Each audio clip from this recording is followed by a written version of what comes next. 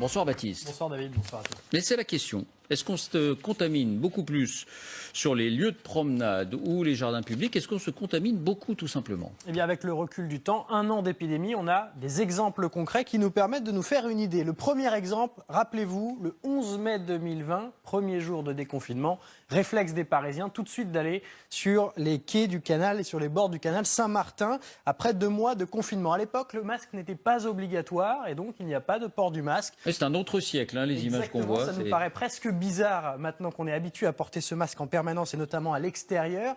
Eh bien, les épidémiologistes ont scruté derrière les indicateurs pour savoir si oui ou non il y avait eu un rebond de l'épidémie, un regain, quelques cas, en tout cas sur ces arrondissements bien particuliers de la capitale. La réponse est non. Pas de rebond de l'épidémie, pas de regain, pas de cluster, ce qu'on aurait pu redouter après avoir vu ces images. Deuxième exemple, encore plus documenté, la fête de la musique. Beaucoup de rassemblements dans toute la France. Toujours pas de masque, parce que toujours pas de masque obligatoire à l'extérieur.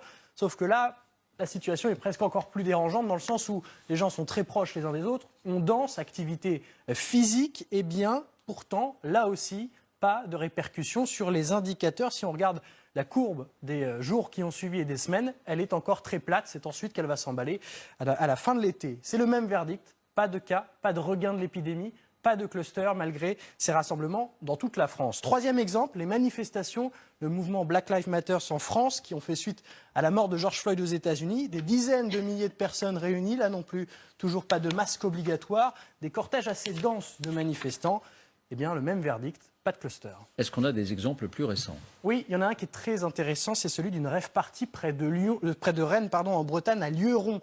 On est donc en Ille-et-Vilaine. C'est pour le Nouvel An et c'est un cas d'école parce que vous voyez 2500 personnes qui ont été réunies autant à l'extérieur que dans les entrepôts avec une hauteur sous plafond assez importante.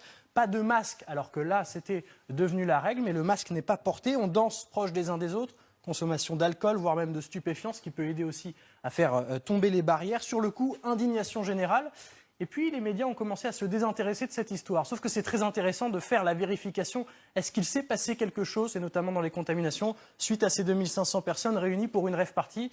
Eh bien là non plus, non. Ce n'est pas forcément les indicateurs qui le montrent, c'est aussi l'ARS Bretagne qui l'a dit 3 semaines après. Pas de cas détectés parmi les 2500 personnes qui avaient participé à ce rassemblement interdit. Et puis le dernier exemple, il est plus récent, c'était il y a 2 semaines en Martinique, à Fort-de-France, plus de 1000 personnes réunies pour le carnaval. Alors là, la distanciation sociale n'est pas respectée. Le port du masque, il est assez aléatoire, alors qu'évidemment, il est toujours de rigueur, il est toujours obligatoire.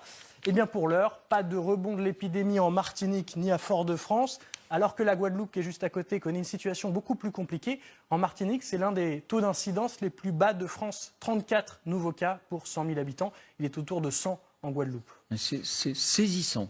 C'est saisissant, parce que là, c'est un constat clair et carré. On va vous entendre là-dessus, professeur Deray, dans un instant. Juste avant, Baptiste, c'est un constat empirique, c'est une démonstration empirique. Est-ce que c'est confirmé par des études scientifiques? Oui, on commence à avoir beaucoup d'études sur le sujet. Alors, toutes montrent que les contaminations en extérieur sont possibles, elles existent, elles arrivent, mais elles sont bien mineures par rapport à ce qui peut se passer dans des environnements clos.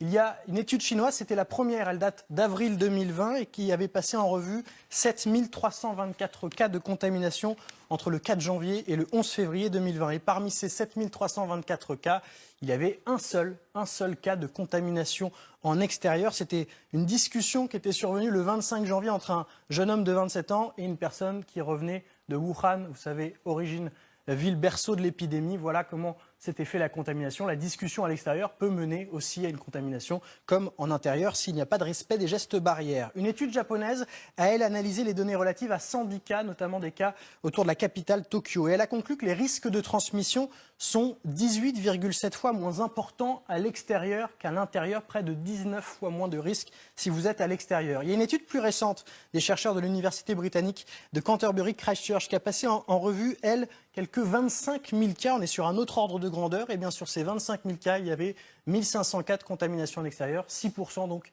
des cas analysés. Puis la dernière étude en date est celle de l'Université de Californie qui est parue il y a 2 semaines, le 15 février, qui s'appuie sur tous les travaux réalisés depuis 1 an sur ce sujet-là et sur cette question-là. Eh bien, la conclusion, c'est que Ces contaminations à l'extérieur, elles représentent moins de 10% des cas de contamination au coronavirus. Alors oui, la contamination, elle peut se produire évidemment à l'extérieur. Le risque de former un cluster en extérieur, lui, il est quasi nul. Et c'est une idée qui fait consensus dans la communauté médicale. Écoutez. Tous les clusters sont à l'intérieur. On n'a aucun exemple au niveau mondial de départ de clusters à l'extérieur. Ça n'existe pas. À l'extérieur, il n'y a que des contaminations interindividuelles. Il n'y a pas de contaminations de groupe. C'est certain que quand vous êtes à l'extérieur, la probabilité de se contaminer est beaucoup plus faible. Si vous allez à l'extérieur, que vous êtes en petit comité, il n'y a aucun risque. Merci Baptiste.